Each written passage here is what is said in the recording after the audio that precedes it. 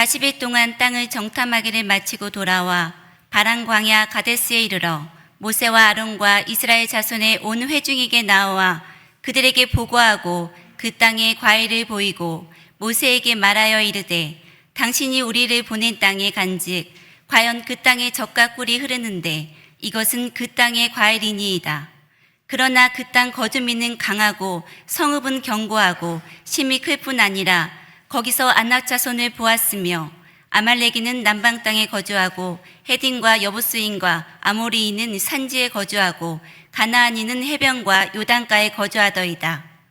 갈렙이 모세 앞에서 백성을 조용하게 하고 이르되 우리가 곧 올라가서 그 땅을 치하자 능히 이기리라 하나 그와 함께 올라갔던 사람들은 이르되 우리는 능히 올라가서 그 백성을 치지 못하리라 그들은 우리보다 강하니라 하고 이스라엘 자손 앞에서 그 정탐한 땅을 악평하여 이르되 우리가 두루 다니며 정탐한 땅은 그 거주민을 삼키는 땅이요 거기서 본 모든 백성은 신장이 장대한 자들이며 함께 있겠습니다. 거기서 네피림 후손인 아낙 자손의 거인들을 보았나니 우리는 스스로 보기에도 메뚜기 같으니 그들이 보기에도 그와 같았을 것이니라. 아멘. 여러분, 오늘 우리가 읽었던 이 민수기의 전체 내용을 한 단어로 줄이면은 방황입니다. Wonder. 여러분, 우리 IMF 겪지 않으셨어요? 오래된 이야기입니다만은 우리가 흔히 금융 위기다, 외환 위기다 라는 말을 쓰지만은 정작 들어가 보면은 신용의 위기였어요. 그때 우리나라의 외환 보유고가 최저였어요. 가장 낮았어요. 외환 보유고가 낮으니까 외국 자본이 한국을 떠납니다. 달러가 없다는 이야기죠.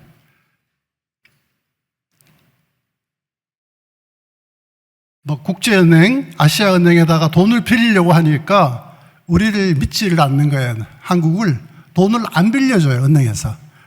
다른 나라에서도 돈을 안 빌려줬어요. 그리고 또 우리가 돈을 빌린 그 채무국들이 우리가 돈이 없는 걸 알고 빌려준 돈을 빨리 갚으라고 또 독촉이 왔어요. 이게 3중고, 4중고의 그런 위기를 경험한 것이 IMF인데요. 다시요. IMF는 경제 위기가 아니라 신용 위기였어요. 신용이 있으면은 믿고 빌려줍니다. 자, 여러분, 지도 하나 볼까요? 민수기와 민수기 출애굽을 담고 있는 지도 하나 띄워주시면 감사하겠습니다. 자, 여러분이 이제 거기 앉으셨으니까 오른쪽이죠? 오른쪽에 저 애굽의 고센 땅에 이스라엘 백성이 야곱이 아들이 누구였죠? 요셉이잖아요. 요셉이 애굽의 국무총리가 되어서 아버지를 초청했습니다. 그리고 야곱이 식솔 70명을 데리고 애굽으로 내려갔잖아요. 그리고 400년 동안 지나면서 저 고센 땅에서 살았습니다. 400년이 지난 후에 바로의 고역이 심하자 백성들이 울부짖으면서 우리를 여기서 엑소더스 하게 해달라고 하나님께 구하죠. 그래서 모세를 하나님이 보내셔서 Let my people go. 내 백성으로 가게 하라. 바로에게 도전하잖아요. 또 저 출애굽을 해서 약속의 땅, 여러분이 보시기 제일 좌측이죠. 우측에서 좌측. 거기에 지중해 바다가 있지 않습니까? 저걸 직선거리로 가면은 그냥 똑바로 돌지 않고 직선거리로 갔다면은 고센에서 가나안 땅 직선거리로 갔다면은 300km. 보통 사람들이 하루에 평균 15km를 걷는다 그래요. 좀 빠른 사람은 한 20km 정도 걷는다고 볼 때에 20일이면 들어갈 수 있어요. 며칠? 20일이면 고센 땅에서 가나안 땅으로 들어갈 수 있는 직선 거리였습니다. 근데 하나님께서 저 지중해라고 되어 있죠. 제일 위에. 지중해 해변에 누가 살았냐 하면은 그 당시에 가장 호전적이고 전투에 능했던 블레셋이 저 지중해 해변에 거주하고 있었어요. 출애굽기에 보면은 하나님께서 이스라엘 백성이 노예로 살았습니다. 군인들이 아닙니다. 애굽에서 빠져나온 사람들은 전쟁에 능한 사람들이 아니었어요. 일만 하던 사람들이었어요. 근데 저 블레셋 군인들을 만나면은 겁을 먹고 도망갈까봐 하나님께서 저 홍해, 지금 사우디아라비아죠. 쭉 이렇게 또뚜 내려오면 시내산이 보이죠. 남하를 지킨 겁니다. 남하를 지켜서 시내산에 머물렀습니다. 그러니까 고센 땅에서 시내산까지 오는데 시간이 얼마나 걸렸냐 하면은 3개월이 걸렸어요. 걸어서 3개월이 걸렸고, 저 시내산에서 11개월을 머뭅니다. 정확하게 11개월 머물르며 십계명도 받고 율법도 받고 민사법도 받고 여러 가지 규례도 받고. 자, 11개월 걸렸습니다. 이제 시내산에서, 여러분 저기 가나안 땅 지중해 바로 밑에 보면은 뭐가 보여요? 무슨 땅? 오늘 본문의 배경이 되는 땅입니다. 가데스 바네아. 가데스 바네아까지 쭉 올라갑니다. 시내산에서 가데스 바네아까지가 180km예요. 180km인데 신명기 1장 2절에 보면은 정확하게 저 길이 11일 걸린다고 그랬어요. 11일 걸리는 그런 거리였어요. 180km. 어쨌든 간에 저 우회 도로로 우회해서 이렇게 올라가도 가나안 땅에 1년 6개월이면은 도달할 수 있는 그런 거리였어요. 근데 우리가 잘 아는 것처럼 이스라엘 백성이 광야 생활 몇 년 했다? 40년 했죠. 40년.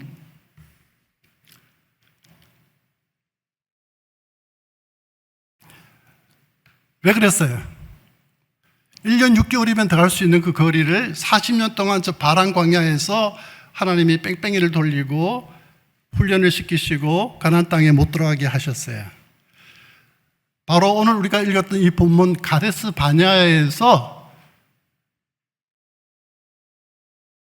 큰 사건이 일어났어요. 우리는 못 들어간다. 우리는 안 된다. 우리는 할 수 없다. 저 사람들은 장대한 사람들이고 우리는 가나안 땅에 들어갈 수 없다라고 하는 불신앙 때문에, 하나님을 신뢰하지 못하는 불신앙 때문에 하나님은 38년 6개월이라고 하는, 정확하게 40년보다는 38년 6개월이 맞습니다. 38년 6개월 동안 하나님께서 저들로 하여금 방황하게 만들어버렸습니다. 여러분, 이 민수기는 오늘 우리가 읽었던 이 말씀 포함해서 민수기는요, 여러분 우리가 출애굽했죠. 세상에서부터 출애굽했죠. 세상에서 나왔죠. 그 구원입니다. 우리가 눈물 콧물 다 흘리면서 회개하고 우리 죄를 회개하고 예수님을 나의 삶의 주인으로 구주로 영접하고 우리 구원받은 사람이죠. 구원받은 사람에게는 새로운 삶의 목표가 생겨요. 꿈이 생겨요. 그리고 비전이 생깁니다. 무엇이죠? 여러분, 여기 이 자리에 오늘 예배 드리는 우리의 꿈이 뭡니까? 구원받는 겁니까? 구원받기 위해서 여기 와요? 이미 구원은 과거 사건입니다. 영원한 현재지만은 과거 사건, 과거 구원받았어요. 우리는 가나안 땅을 향해서 풍성한 삶을 위해서, 그리고 하나님의 영광을 위해서 주님을 닮으면서 살기 위한 삶의 꿈이 생기는 거예요. 어떻게 하면 주님을 닮을까? 어떻게 하면 주님의 영광을 위해서 살아갈 수 있을까? 어떻게 하면 예배의 성공자가 될 수 있을까? 이런 거룩한 고민을 갖고 사는 것이 우리의 삶의 목표예요. 그렇게 본다면은 이 민수기는 우리들에게 이 땅에서 나그네와 순례자로 살고 있는 우리에게 좋은 편람이 될 수가 있습니다. 핸드북이 될 수 있어요. 안내서가 될 수 있습니다. 어떻게 하면 우리가 방황하지 않고, 우리가 헤매지 않고 살 수 있는지 우리에게 교훈을 주는 책이라는 것이죠. 자, 저를 한번 따라 할까요? 신앙의 방황은 좋은 교회를 만나면 끝나고, 인생의 방황은 하나님을 만나면 끝난다. 아멘. 여러분, 신앙의 방황 끝났습니까? 인생의 방황 끝났습니까? 하나님을 만나십시오. 신앙의 방황이 끝나지 않은 사람들은 이 교회에 갔다가 저 교회에 갔다가 이 목사님 설교 들었다가 저 목사님 설교 들었다가, 여러분, 목사들이 제일 싫어하는 게 뭐냐면은 아내가 사모가 다른 목사 설교 듣는 거예요. 열불이 납니다. 열불이 나요.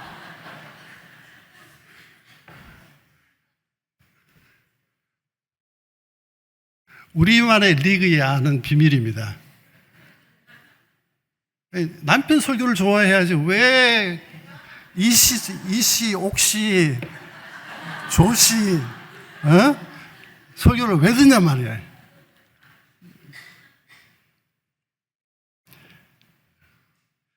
여러분, 이 교회 기웃, 저 교회 기웃 하시면 아직도 신앙의 방향이 끝나지 않은 거예요. 오산 침례교회가 답입니다. 아멘? 예. 여러분의 영혼과 여러분의 가정을 오산 침례교회에 맡기십시오. 김종훈 목사님께 맡기십시오. 여러분, 끝납니다. 그래서 저는 오늘 이 본문을 가지고서 믿음으로 산다는 것이 무엇인지를 우리가 좀 세 가지로 살펴보려고 그럽니다. 저도 지금 믿음으로 산다는 것에 대해서 정확하게 그것이 뭘 의미하는지에 대해서 피스 바이 피스, 조각으로는 이야기를 할 수 있어요. 예배를 잘 드리는 거, 또 정성을 다해서 교회를 섬기는 거, 또 술, 담배 안 마시는 거, 안 마시고 안 피우는 거, 또 목장을 잘 섬기는 거, 또 교인들과 화평하는 거 등등, 다 믿음으로 사는 건 맞습니다. 찬양을 열심히 하는 거 맞습니다. 근데 오늘 주는 이 본문에서는 세 가지로 믿음으로 산다는 것에 대해서 교훈을 주고 있습니다. 그 내용을 한 가지씩 살펴보고자 합니다. 자, 믿음으로 산다는 것 무엇인가? 첫째, 철저하게 준비하며 최선을 다하는 삶을 말합니다. 철저히 준비하며 최선을 다하는 삶. 예. 성구 17절 20절 성구 띄워주시면 감사하겠습니다. 함께 같이 읽을까요? 시작. 모세가 가나안 땅을 정탐하려 그들을 보내며 너희는 네겝길로 행하여 산지로 올라가서 그 땅이 어떠한지 정탐하라. 곧 그 땅 거민이 강한지 약한지 많은지 적은지와 그들이 사는 땅이 좋은지 나쁜지와 사는 성읍이 진정인지 산성인지와 토지가 비옥한지 메마른지 나무가 있는지 없는지를 탐지하라. 또 그 땅의 실과를 가져오라 하니 그때는 포도가 처음 익을 즈음이었더라. 아멘. 여러분, 가나안 땅은 어떤 땅입니까? 하나님이 아브라함에게 주신 땅이에요. 선물로 주신 땅이잖아요. 그리고 이스라엘 백성들에게 허락하신 땅이에요.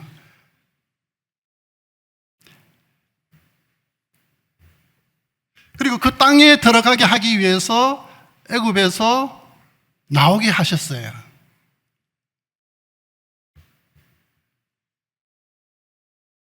근데 여러분,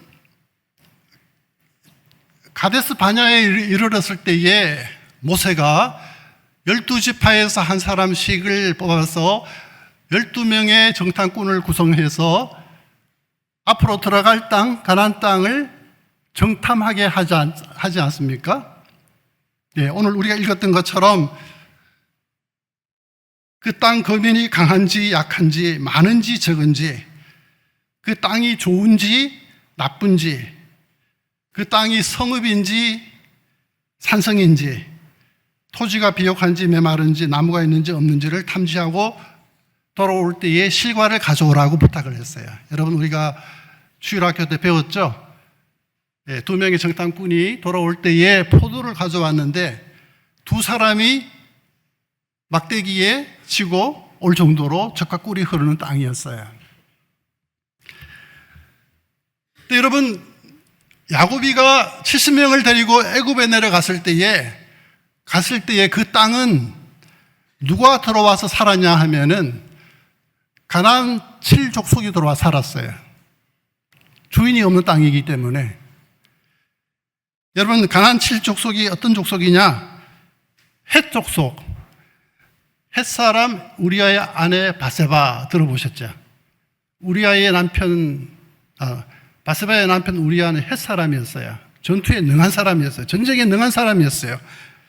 헷 사람, 헷민족이 있었어요. 기르가스족이 있었어요. 그 땅에 아모리 족속이 있었어요.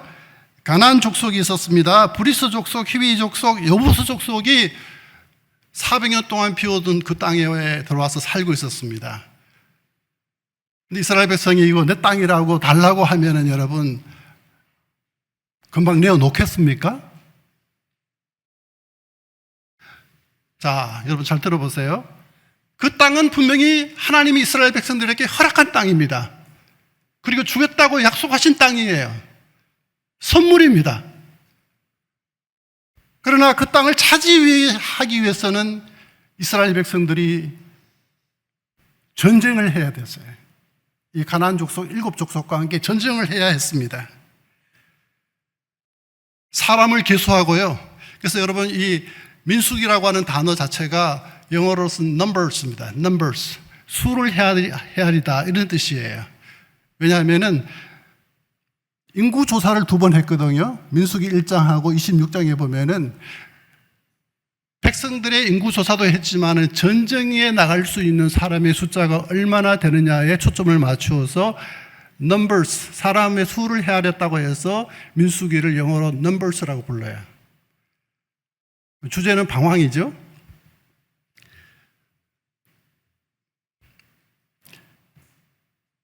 철저하게 준비를 했다는 겁니다. 정탐도 하고, 그리고 전쟁에 나갈 사람의 수도 계수하고, 양식도 준비하고, 정보도 입수하고, 정탐도 하고, 이게 바로 믿음으로 산다는 삶의 진수라는 겁니다.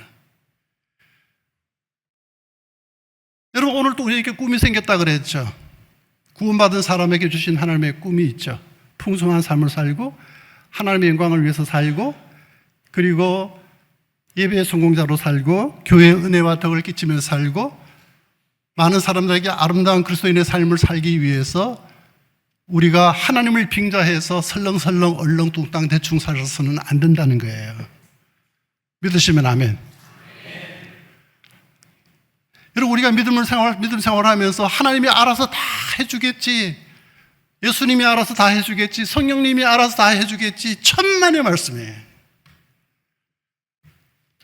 자, 여러분 제가 여쭤볼게요. 이 책이 무슨 책이죠? 하나님의 선물이죠. 예. 하나님께서, 성령께서 40명의 저자들을 1600년 동안 히브리어와 아람어와 헬라어를 사용해서 이 성경을 저작하게 만드셨어요. 이 성경의 주인공은 예수 그리스도십니다. 성경 읽고 예수를 못 만났다 그러면 그 사람 성경을 잘못 읽은 거예요. 선물이죠? 예, 여기서 목사님께서 새신자들에게 선물을 이렇게 성경을 선물할 때에 그 모습이 참 아름답잖아요. 그런데 잃는 것은 누구 몫입니까? 시어머니 몫? 며느리 몫이에요? 예.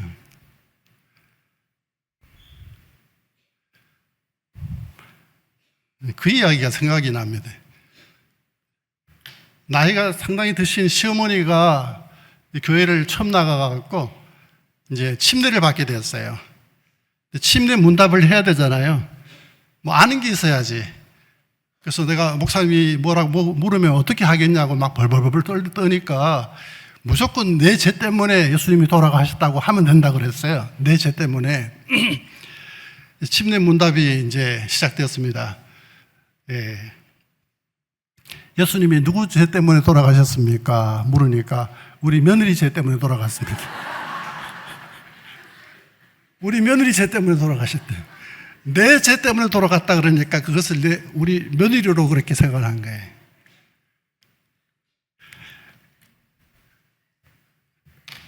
여러분, 가나안 땅은 하나님이 선물로 주신 땅이고 약속된 땅이고 허락된 땅이고 그 땅에 들어가게 하기 위해서 출애굽시킨 것 아닙니까? 그럼에도 불구하고 그 땅을 차지하기 위해서 이스라엘 백성들은 철저하게 준비해야 되고 철저하게 계획을 세워야 되고 그리고 최선을 다해야만 했습니다. 제가 신학교에서 24년을 가르치면서 많이 보지는 않았습니다. 한 두세 번 정도 봤어요. 답안지를 백지를 내고 나가는 친구들이 있었어요. 아르바이트를 하고 잠을 못 자서 공부를 못해서 그럴 수도 있습니다. 근데 뭐라고 적으냐면은 하나님은 답은 다 알고 계십니다. 하나님은 답을 다 알고 계십니다. 그 연구실에서 교수가 채점을 하다가 하나님은 답을 다 알고 계시니까 A+, 너는 F. 시험 문제 받고 주여 성령이여 영감 주시고 조명하여 주셔서 답을 알게 하여 주시옵소서 한다고 했는데 그 문제 여러분 풀 수 있겠어요? 하나님 빙자하지 마십시오. 예수님 여러분 빙자하지 마세요. 성령님께 다 맡겨요. 맡기지만은 맡기되 최선을 다하는 겁니다. 아멘? 기도하지 않고 내가 무슨 일을 하면 내 혼자 하는 거예요. 내 혼자 쇠가 빠지도록 일하는 겁니다. 그러나 기도하면서 일하면은 하나님이 나와 함께 일하시는 거예요. 그래서 기도가 중요한 겁니다. 쇠가 빠지게 내 혼자 할 거냐? 아니면은 하나님과 내가 함께 할 거냐? 그거는 your choice. 여러분의 초이스입니다.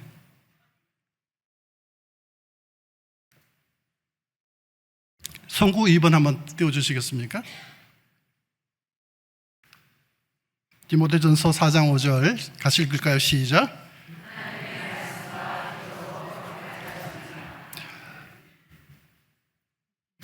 성경은 뭐라 그랬죠? 하나님의 선물이라 그랬죠? 예. 기도의 특권을 주셨죠? 예. 하나님의 말씀과 기도로 우리가 sanctify, 거룩해진다고 했어요. 그것은 우리의 몫입니다. 여러분, 그 이탈리아를 다녀오신 분들 아시겠지만은 미켈란젤로가요, 평범한 돌을 가지고서 대리석을 가지고서 그런 아름다운 비너스 상과 아름다운 다윗상을 조각을 했잖아요. 최선을 다해서. 지금도 우리나라 전 예산을 다 줘도 그 작품을 살 수가 없습니다. 왜? 세상에 유일하기 때문에. 여러분, 음악의 음계가 12개죠? 12개. 12개의 음계를 가지고서 바하와 핸델은요, 지금도 가슴이 떨리는 음악을 만들었어요. 최선을 다했기 때문에. 그렇지 않습니까? 하나님을 믿는다는 이유 때문에 수수방관하고 아무것도 하지 않는 것은 그것은 믿음으로 사는 것이 아닙니다. 하나님 때문에, 하나님 위해서, 하나님께 드리기 위해서라도 최고의 것을 만들어야 돼. 최선을 다해야 돼. 이게 믿음의 삶이에요. 아멘? 인본주의는 하나님 없는 최선을 가리킵니다. 지금 여러분, 우리 지금 살고 있는 시대에 인본주의가 팽배해 있습니다. 여러분, 옛날에 그 고등학교, 중학교 때 그 칠판 위에 교훈인가? 적혀 있었죠. 착하게 살자, 바르게 살자, 정직하게 살자. 그게 뭐예요, 그게? 기준이 뭡니까? 교장 선생님 기준이에요, 그게? 그게 인본주의예요. 인본주의는 하나님 없는 최선을 가리켜요. 소말리아 해적이 최선을 다해서 상선을 탈취해서 인질 값을 받아가고 가난한 자들에게 나눠주면 그게 여러분 최선입니까? 휴머니즘이 그래요. 그러나 성경은요, 하나님을 위해서 최선을 다하라. 하나님 때문에 최선을 다하라고 가르칩니다. 그래서 바울은 우리의 기독교인의 삶을 선한 싸움이라고 그랬어요. 매일 우리는 싸워야 돼요, 세상과. 나와 싸워야 돼요. 나의 성격과 싸워야 돼요. 다른 사람과 싸우지 마십시오. 네. 우리는 5분 대기조예요. 언제나 싸울 준비가 돼 있어요. 나와 싸워야 돼요, 나와. 내 더러운 성질하고 싸워야 돼요. 나의 못된 성격하고 싸워야 돼요. 나의 못난 옛사람과 싸워야지 다른 사람과 싸우면 안 됩니다, 여러분. 둘째는 믿음으로 산다는 것은 하나님을 인정하며 살아가는 삶입니다. 하나님을 생각하며 살아가는 삶입니다. 자, 여러분 PPT 4번을 띄워주시면 감사하겠습니다. 자, 같이 읽겠습니다. 시작. 그와 함께 올라갔던 사람들은 이르되 우리는 능히 올라가서 그 백성을 치지 못하리라. 그들은 우리보다 강하니라 하고 이스라엘 자손 앞에서 그 정탐한 땅을 악평하여 이르되 우리가 두루 다니며 정탐한 땅은 그 거주민이 삼키는 땅이요 거기서 본 모든 백성은 신장이 장대한 자들이여 거기서 네피림 후손인 아낙 자손의 거인들을 보았나니 우리는 스스로 보기에도 메뚜기 같으니 그들이 보기에도 그와 같았을 것이니라. 아멘. 여러분 30절, 31절, 33절이 참 묘합니다. 같은 시간이에요. 40일이라고 하는 같은 시간에 같은 장소에서 같은 것을 보았어요. 30절에 보면은 여러분 그러나 나옵니다. However. 여러분 어떤 믿음이 가장 좋은 믿음이냐 하면은 하나님이 말씀하시면은 마침표를 찍어야 돼요. 아멘. 그 믿음이 제일 좋은 믿음이에요. 어이? 아닌데? 이거 믿을 수 없어. 그러나 이렇게 나가면 여러분 인생은 힘들어져요. 아멘? 하나님이 말씀하시면 마침표 찍어야 됩니다. 믿어지든 믿어지지 않든. 여러분 돌아와서 투표로 나눠졌지 않아요? 10명과 2명은? 근데 10명이 하는 보고가 이제 쭉 나옵니다. 그때까지 가니까 이렇더라. 그 10명의 정탐꾼은요, 진짜 좋은, 어떻게 보면, 인간적으로 보면은 그들의 보고는 정확했고, 사실에 기반했고, 그리고 충실한 보고였어요. 옳았습니다. 그 땅에 가보니까 그랬어요. 젖과 꿀이 흐르지만은 그 땅은 견고했고, 아낙작손, 여러분 골리앗의 키가 얼마나 되는 줄 혹시 아세요? 블레셋 사람 장군 골리앗의 이 블레셋이 아낙 자손이거든요. 키가 2m 77이에요. 2m 80. 이런 사람이 즐비했습니다. 그 땅의 거민들이 너무 크더라. 우리는 그들에 비하면은 그라스 차퍼, 우리는 메뚜기야, 메뚜기. 날아다니는 곤충을 여치나 메뚜기를 가리켜서 그라스 차퍼라고 그럽니다. 메뚜기에 불과하고 그들이 볼 때에도 우리를 메뚜기로 볼 거야. 자기를 비하하는 겁니다. 그들은 그렇게 전혀 그들은 두려워서 떨었어요. 이스라엘 백성이 가나안 땅에 들어온다는 이야기를 듣고 그들은 심히 두려워서 떨고 있는데 정작 이 10명은 우리는 메뚜기야. 우리는 할 수 없어. 안 돼. 올라가지 말자. 이렇게 이야기를 한 거예요. 자, 여러분 제가 묻겠습니다. 이 10명의 보고에서 이 10명이 보고하는 내용 중에서 30절부터 33절까지 하나님이란 단어가 한 번도 나오지 않습니다. 여러분, 우리가 보는 거하고 해석하는 거는 전혀 다릅니다. 팩트와 인터프리테이션은 전혀 다른 두 가지 차원이라고 하는 것을 우리가 이해해야 돼요. 우리가 하루를 살면서 제가 지난주에도 세계성전에서 설교할 때에 우리의 안구가 탁구공이 2.7g입니다. 탁구공이. 근데 우리의 안구는 그보다 3배가 무거워서 한 7g 정도 됩니다. 근데 하루를 살면서 우리에게 모든 지식과 정보의 70%가 안구를 통해서 들어와요. 그건 보는 것이고 그것은 사실이에요. 근데 그것을 해석하는 것은 우리의 몫입니다. 자, 팩트와 해석은 다릅니다. 불신앙의 사람은요, 사실을 사실대로만 봅니다. 보이는 대로만 봐요. 근데 그것을 성경적으로, 신앙적으로 해석할 수 있는 능력이 없는 사람들이에요. 쉽게 말하면은 하나님을 빼버렸어요. 맞아요. 견고하고 성읍이었고 그 사람들은 전쟁에 능한 그런 거인이었지만은 그러나 하나님이 우리와 함께 하시면은, 하나님이 우리를 기뻐하시면은 우리는 능히 올라가서 싸워 그 땅을 취할 수 있다라고 한 그 고백이 갈렙과 요수아의 고백이었어요. 자, 오늘부터 여러분, 우리의 시선에 들어오는 그 사실, 그 팩트를 팩트로만 여러분 우리가 받아들여서는 안 되고 그것을 성경적 믿음으로, 성경으로, 하나님으로 대입해서 해석을 할 줄 알아야 돼요.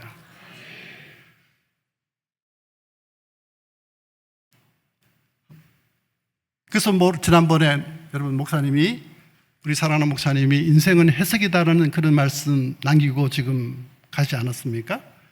인생은 해석이에요. 어떻게 해석하느냐에 따라서 웃을 수도 있고 울 수도 있고 기뻐할 수도 있고 슬퍼할 수도 있다는 이야기예요.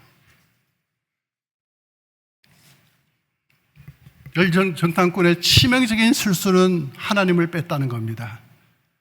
오늘 이 자리에 우리가 예배 공동체로 모여 있지만 여기 하나님의 임재가 없다면은 이것은 여러분 사교 모임이에요. 이건 집회죠. 예배가 아닙니다. 하나님이 두세 사람이 내 이름으로 모인 곳에 하나님이, 주님이 함께 하신다 했기 때문에 여기는 예배 자리예요.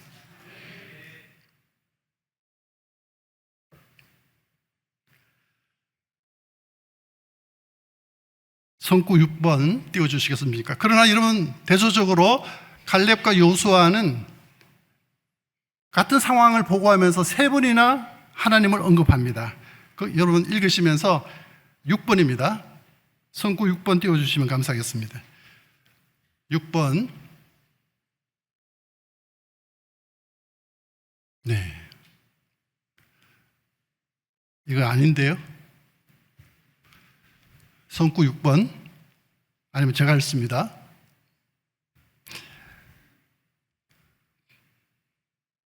오케이, 예. 시작. 그 땅을 정탐한 자 중에 눈의 아들 요수아와 여분의 아들 갈렙이 자기들의 옷을 찢고 이스라엘 자손의 온 회중에게 말하 이르되 우리가 두루 다니며 정탐한 땅은 심히 아름다운 땅이라 여호와께서 우리를 기뻐하시면 우리를 그 땅으로 인도하여 들으시고 그 땅은 우리에게 주시라. 이는 과연 젖과 꿀이 흐르는 땅이니라. 다만 여호와를 거역하지는 말라. 또 그 땅 백성을 두려워하지 말라. 그들은 우리의 먹이라. 그들의 보호자는 그들에게서 떠났고 여호와는 우리와 함께 하시느니라. 그들을 두려워하지 말자 하냐. 온 회중이 그들을 돌로 치려 하는데 그때 여호와의 영광이 해막에서 이스라엘 모든 자손에게 나타나시니라. 아멘. 여러분, 제가 말씀드렸죠? 여호수아와 갈렙의 보고에는 하나님이 3번 들어가 있어요. 여호와께서 우리를 기뻐하시면 여호와를 거역하지 말자. 여호와는 우리와 함께 하시느니라. 여러분, 불신앙인들은요, 하나님을 믿지 않은 사람들은 대단히 지성적인 사람들이에요. 굉장히 합리적이고 이성적인 사람들이에요. 그들이 하는 말이 다 맞아요. 근데 아쉽고 참 마음이 아픈 거는 뭐예요? 거기 하나님이 빠졌다는 거예요. 하나님이 빠졌다는 겁니다.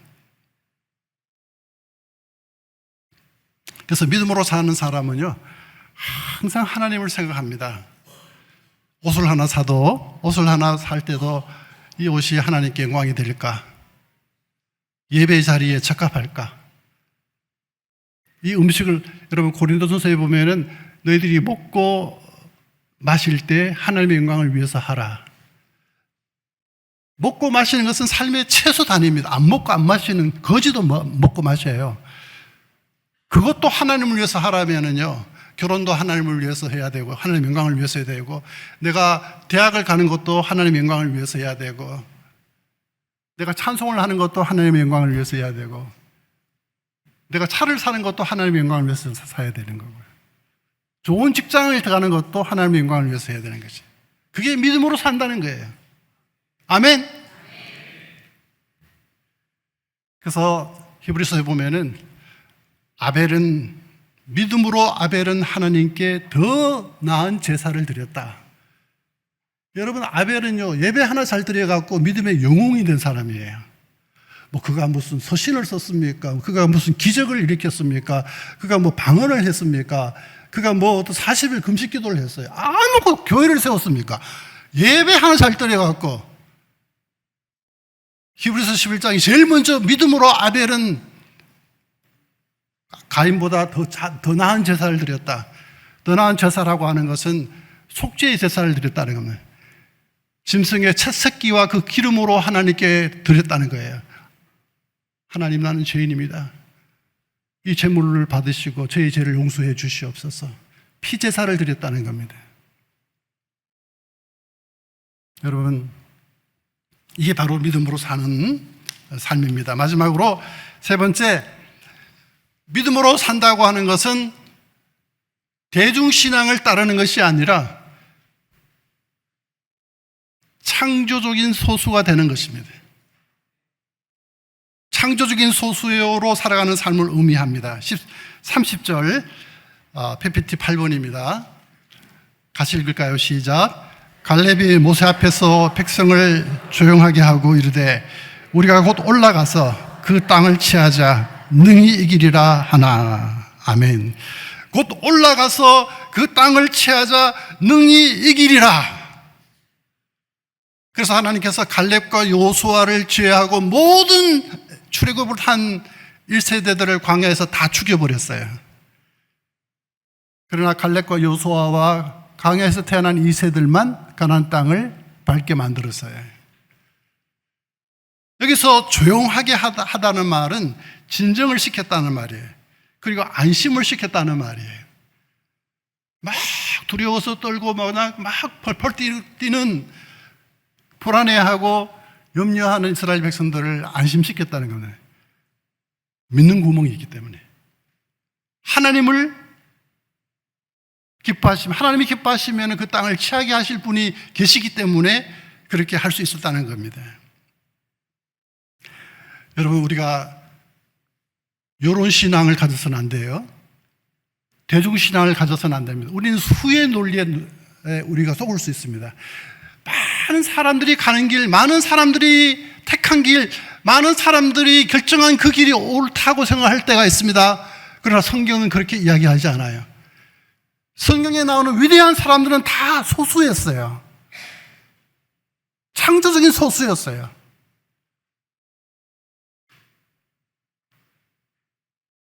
수로 보면 10명의 이야기가 더 많습니다.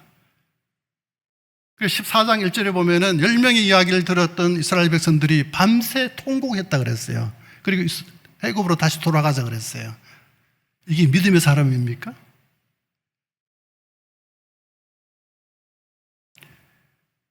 여러분, 믿음의 사람은 무모한 사람이 아닙니다. 무지한 사람이 아니에요. 철저하게 하나님을 인정하고 하나님이 함께 하실 것을 믿기 때문에 많은 사람들이 가는 길이 아니라 하나님 편에 서기 때문에 늘 소수가 되는 거예요. 하나님 편에 서면요, 소수가 될 수밖에 없어요. 넓은 길을 갈 수가 없어요. 우리 여러분, 소수가 되십시다.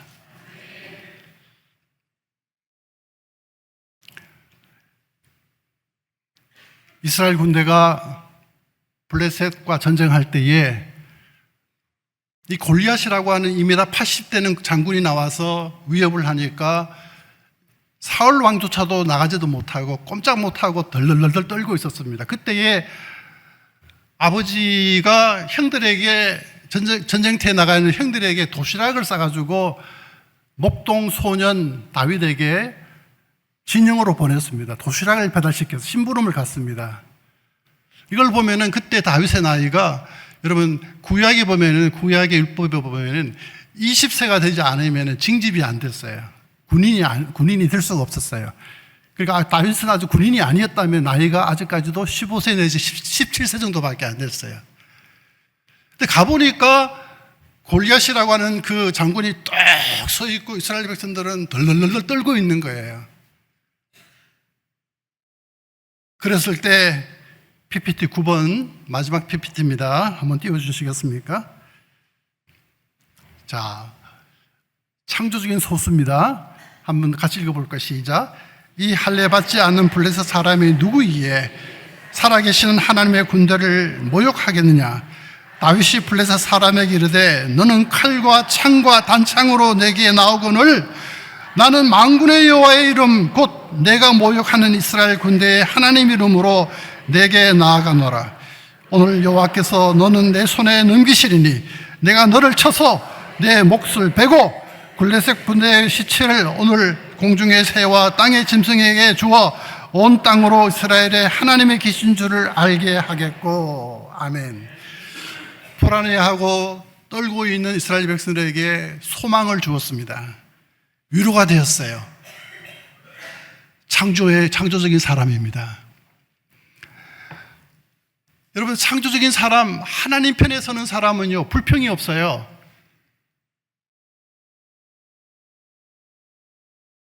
그리고 여러분, 두려워하지 않습니다. 원망하지 않아요. 여러분, 불평하고 짜증내고 원망하는 사람들은요, 반드시 그것이 전염돼요. 여러분, 전철 타보셨죠? 근데 앞에 있는 사람이 하품을 했어. 그럼 나도 모르게 하품을 안 할 내가 말이죠. 1분 안에 하품하는 거 여러분 보셨죠? 그게 전염 효과라는 거예요.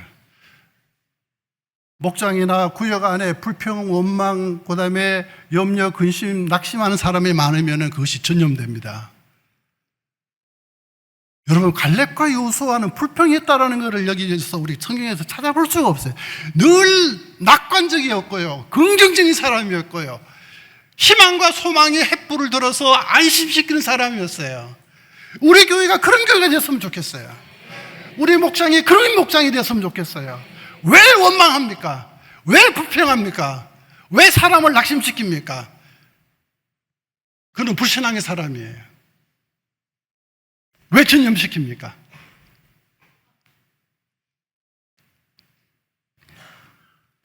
성경적 믿음은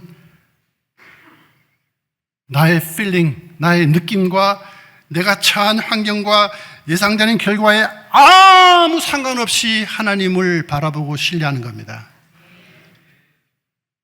여러분, 촉이라는 거 있죠. 촉. 여자분들이 촉을 굉장히 중요하게 여기는데 촉도 틀릴 수가 있습니다. 아멘도 안 하신. 느낌과 아무 상관없이 하나님을 신뢰하고 하나님을 인정하는 거예요. 촉 인정하지 말고 하나님을 인정하세요. 촉 인정하면 촉 맞습니다, 여러분. 자, 결론입니다. 자, 불신앙의 사람은 이런 특징이 있어요. 첫째, 많은 사람을 따라갑니다. 대중신앙을 갖고 있어요. 수의 논리를 따라갑니다. 80%가 그렇게 했으니까 나도 그 길로 서야지. 줄 잘못 쓴 겁니다. 그리고 사실을 사실대로만 보지 하나님을 넣어서 해석을 할 능력이 없는 사람이에요.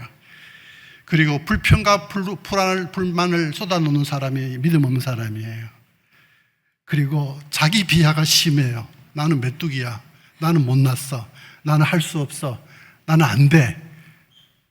그게 불신앙의 사람이에요. 헬렌 켈러 여러분 아시죠? 인생의 삼중고를 겪었죠? 말할 수 없고 볼 수 없고 들을 수 없는 헬렌 켈러가 설리반 선생님을 만나갖고 역사의 길이 남을 만한 인물이 되었잖아요. 자기 인생을 비관했으면은 그는 훌륭한 사람이 못됐을 거예요. 신앙의 사람은 하나님이 함께 하시면, 하나님이 우리를 기뻐하시면 우리는 능히 할 수 있다. 피리어드. 이런 믿음으로 우리 남은 순례자의 길을 함께 걸어가십시다. 여러분, 이 말씀을 기억하면서 우리 함께 기도하겠습니다. 한 1분 정도. 믿음은